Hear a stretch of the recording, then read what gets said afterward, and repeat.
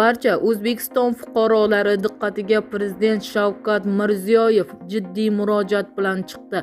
Assalomu alaykum hurmatli tomoshabin, tezkor yangiliklardan birinchilardan bo'lib xabardor bo'lishni istasangiz like va podpisatsiya tugmasini bosib qo'yishni unutmang. Bosh vazirdan boshlab hokimgacha ijro organi rahbariga to'y marosimlariga borish man etiladi.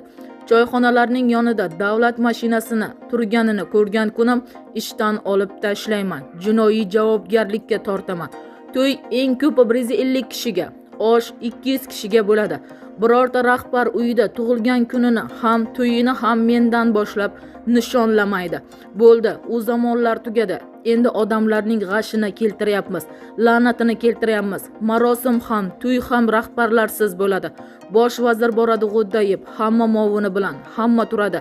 Sen o'sha qilgan 20 kilogramm go'shtingni puliga bitta kambag'alning uyiga borib, kraska qilib ber, televizor olib ber, noinsof qaror chiqadi. Qaror prezident qarori emas, senatning qarori chiqadi. Qani, birontang g'ing deb ko'r. U to'yga borish endi man etiladi. Men o'zim yuragimdan bilgan holda shuni aytayapman.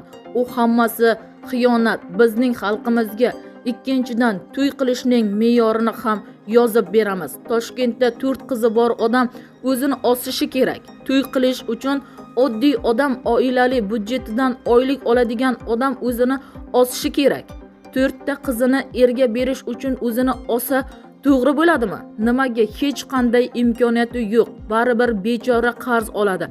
O'ziga qaramaydi, doktorga bormaydi. Faqat shu to'yga yig'adi. Kimga kerak bu to'y? Bo'ldi, biz oldin tashviqot qilib ko'rdik.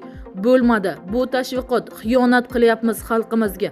To'ylarni agar joyiga qo'ysak, korrupsiya bo'lmaydi, adolat paydo bo'ladi. Hamma bir xil to'y qiladi. Agar birorta rahbar, prokurormi, hokimmi, soliqchimi, chegarachimi shu me'yordan chiqsa, o'sha kuni ko'rasizlar, qamayman hammangni, deyiladi xabarda. Bizni kuzatishda davom eting. Xabarlarni keng va tez tarqalishi uchun obuna bo'lib, like bosib qo'yishni unutmang.